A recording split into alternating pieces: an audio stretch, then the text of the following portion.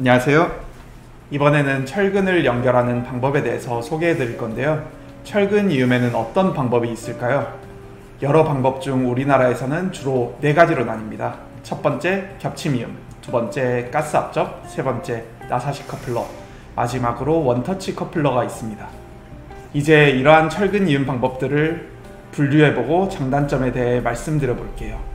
이 영상을 보시면 현재 국내에서 사용되는 철근 이음법의 큰 틀을 잡을 수 있을 겁니다. 먼저 도표를 보면서 전체적인 요약을 해보겠습니다. 자, 철근 이음은 크게 2가지로 나눌 수 있습니다. 전통적 이음과 기계식 이음인데요. 전통적 이음이란 오래전부터 사용되어 온 방식입니다. 예시로는 겹침 이음, 가스 앞접, 용접이 있습니다. 장점으로는 오랜 시간 사용해와서 공법이 확립되어 있고요. 단점은 품질이 취약합니다. 겹침 이음의 경우 콘크리트 부착력으로 철근을 단순히 잡아주는데요. 반대로 말하면 콘크리트에 문제가 생기면 이음이 완전히 무너집니다. 용접 이음과 가스 앞접은 철근에 열을 가하는 방법이라서 숙련공이 필요하고 이음매 부분에 취약부가 발생합니다. 그래서 이런 전통적인 이음의 단점을 보완한 것이 기계식 이음인데요. 보통 기계적 이음이라고 말하기도 합니다. 기계식 이음은 말 그대로 기계적 장치, 즉 커플러를 만들어 철근을 연결하는 방법입니다. 나사식 커플러와 ROC의 모든 철근 커플러도 여기에 속합니다. 자, 그래서 전통적인 이음과 차별화된 기계식 이음의 장점이 뭘까요? 바로 높은 품질입니다. 먼저 용접 앞접과 달리 열을 가하지 않고, 두 번째 겹침 이음과 달리 콘크리트가 잡아주지 않아도 커플러가 철근이 끊어지더라도 단단하게 붙잡고 있어서 안정적입니다.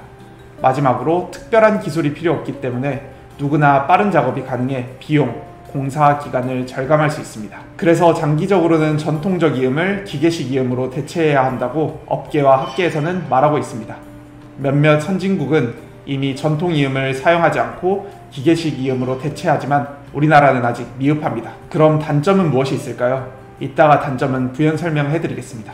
자, 이제 각 철근 이음의 특징에 대해서 조금 더 자세하게 설명드릴게요.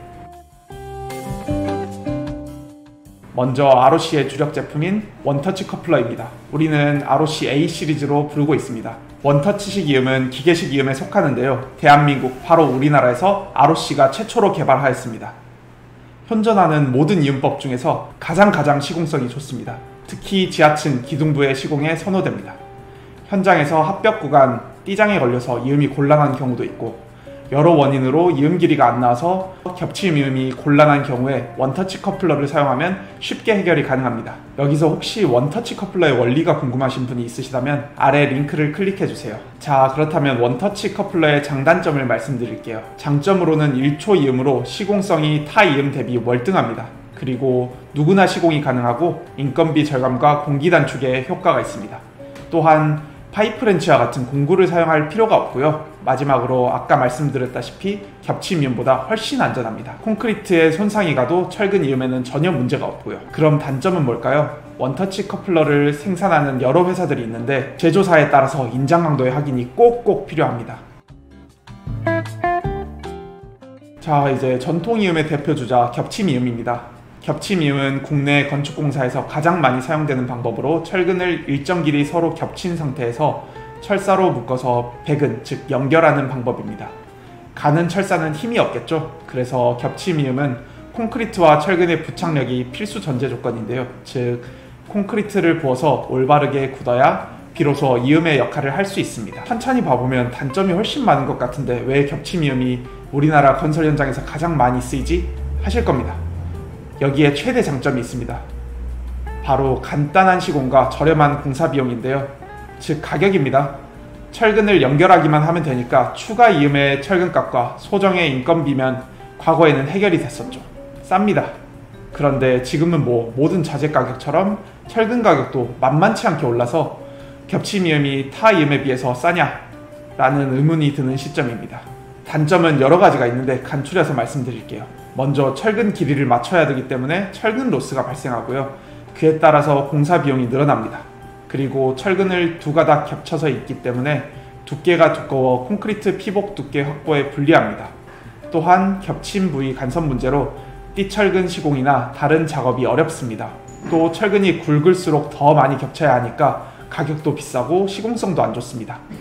마지막으로 아까도 말씀드렸다시피 올해 광주 아이파크 붕괴 사고처럼 콘크리트가 이상이 생기니까 건축물의 뼈대인 철근이 엿가락처럼 쉽게 무너져 버렸죠.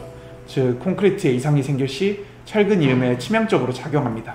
여담으로 광주 아이파크 사고는 여러가지 복합적인 원인이 있지만 겹침 이음 대신 커플러를 사용했다면 그렇게까지 붕괴되진 않았을 텐데 라는 생각이 드네요. 자, 그럼 겹침 이음은 여기까지 하고 이제 가스 압접입니다. 가스 압접은 철근을 맞대고 1300도 정도로 가열한 후에 압력을 가해 접합하는 방법인데요. 미국에서 철도 레일을 연결하기 위해 개발한 원리라고 하네요. 이 기술을 일본에서 철근 이음용으로 응용을 해서 사용되기 시작했습니다. 열을 가하는 방법이라서 철저한 품질 관리가 필요합니다. 장점은 역시 가격입니다. 재료비는 거의 들어가지 않고 인건비가 대부분이다 보니 가격이 비교적 저렴합니다. 그럼 단점은 열을 가해야 하니까 품질 관리가 어렵고 누구나 할 수 없겠죠? 숙련공이 필요합니다. 그리고 혼자 할 수 없으니까 팀이 구성돼야 하고요. 불을 사용하니 안전사고의 우려가 항상 있고 비가 오거나 하면 작업이 곤란하기 때문에 날씨의 영향을 많이 받습니다. 자, 이제 나사식 커플러입니다. 건설 현장에 근무하시는 분들이라면 나사식 커플러도 익숙하실 건데요. 나사 커플러는 철근의 단부에 나사를 내서 커플러와 결합하는 방식입니다. 우리나라에서는 보통 토목 현장에 쓰입니다. 철근 단부에 나사를 내는 방식도 여러 가지가 있는데 멕시코 같은 경우는 철근을 부풀려서 눌러서 나사를 내는 방법이 있고 그냥 눌러서 나사를 내는 방법도 있습니다. 혹은 별도의 나사를 압접하기도 하고요. 우리나라는 대부분 눌러서, 즉 전조 나사를 내는 방법이 가장 많이 쓰이니 참고로 알아두시면 될 것 같습니다. 그래서 나사 커플러의 장점은 먼저 커플러 자재 가격이 아주 저렴합니다. 아무래도 나사가 나져 있는 작은 소켓이다 보니 저렴하겠죠? 다른 장점으로는 시공이 정확하게만 이루어지면 이음 품질이 아주 좋습니다. 또한 돌려서 넣는 방식이니 가스 압접처럼 전문 인력이 필요가 없습니다. 그렇다면 단점을 말씀드릴게요. 나사 부위가 취약해서, 즉 녹이나 파손이 가해지면서 시공이 제대로 안됩니다. 현장 관계자분들은 잘 아실 거예요. 긴 철근을 돌려서 넣다 보면 시공 불량이 얼마나 발생하는데요. 그래서 체결 불량이 많이 발생하니까 시공비가 많이 늘어납니다. 소켓, 즉 자재 가격은 저렴한데 시공비가 비싸죠.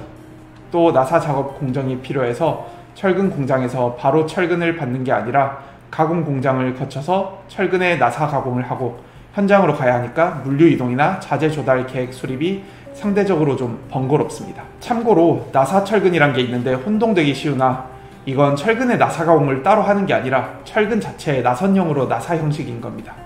이 방식은 우리나라에서는 잘 못 보셨을 거예요. 아직 상용화가 덜 됐고요. 일본에서 많이 쓰이고 있습니다. 마지막으로 기타 잘 쓰이지 않는 기계적 이음에 대해서 설명해 드릴게요.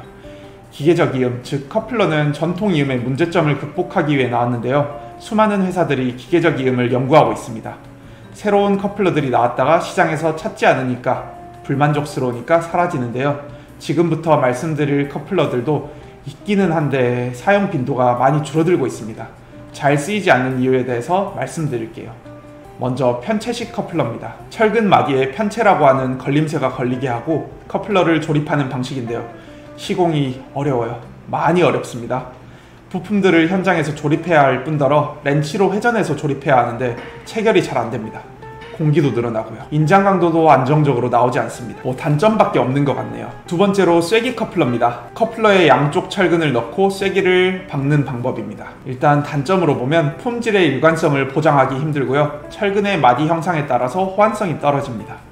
현장에서 부품 관리가 힘들고요. 망치 작업으로 인해서 작업자의 피로도가 많이 큽니다. 세 번째로 강관 압착 이음입니다. 앞선 두 이음보다는 훨씬 안전한데요. 슬리브 안에 철근을 넣고 유압장치로 압착하는 방식입니다. 제대로 시공됐을 때는 힘은 강한데 특수 장비가 필요하고 불편한 점이 한두 가지가 아닙니다. 큰 유압기계가 들어가야 하니 좁은 장소에서 작업하기도 곤란하고 시공 시간도 깁니다. 또 장비 기사도 필요합니다. 그러니까 이제 강도는 괜찮은데 작업성이 많이 떨어지죠.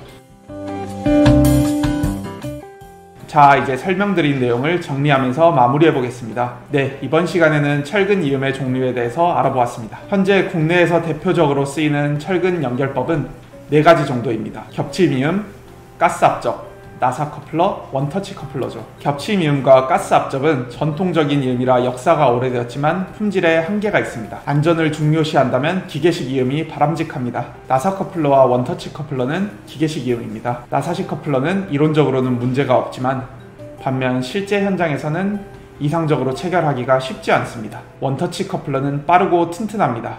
그리고 제조사별 인장 강도가 실제로 잘 나오는지 잘 확인하셔야 합니다. 이외에도 커플러에 대해 궁금하신 게 있다면 댓글 혹은 ROC로 연락 주시면 친절하게 답변 드리겠습니다. 시청해주셔서 감사합니다. 마지막으로 구독과 좋아요 부탁드릴게요. 감사합니다.